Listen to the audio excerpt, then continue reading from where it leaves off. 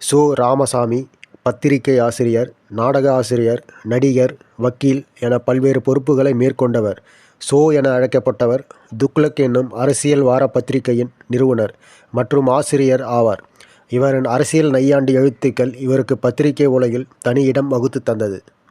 So. Ramasamy. அவர் இயற்பெயர் Srinivasa Iyer Ramasamy.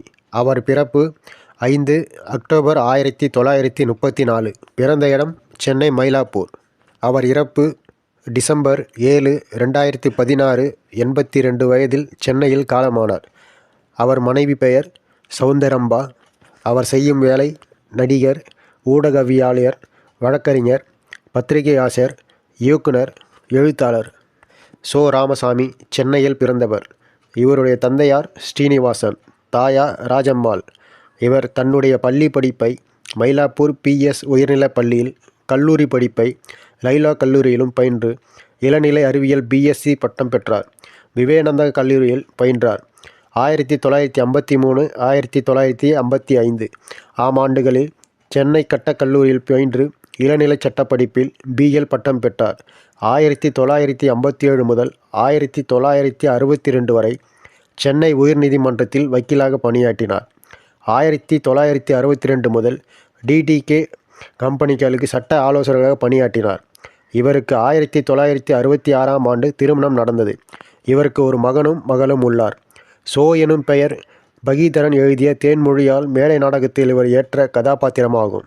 So. Ramasamy திரையுலகம் 1957 ஆண்டு நாடகங்களை எழுதத் துவங்கினார்.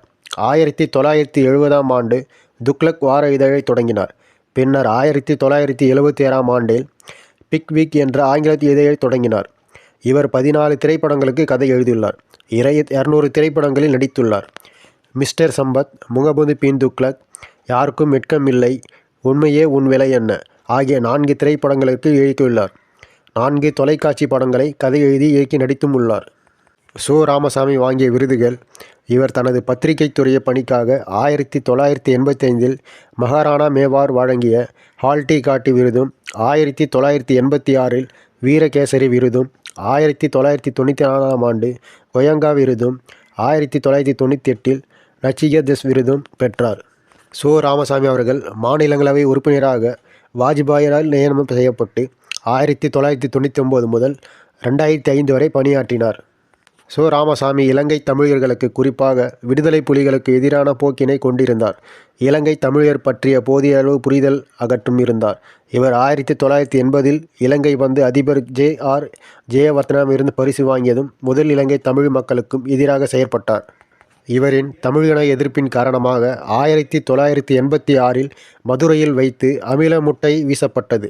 அதனால் அவருக்கு பல வருடங்களாக காவல்துறை பாதுகாப்பு வழங்கப்பட்டது. இவர் ஆரம்பித்த துக்ளக் சிகிச்சைகள் 2007 லண்டனில் இலங்கை தமிழர்களால் தீக்குறைக்குள்ளாயின.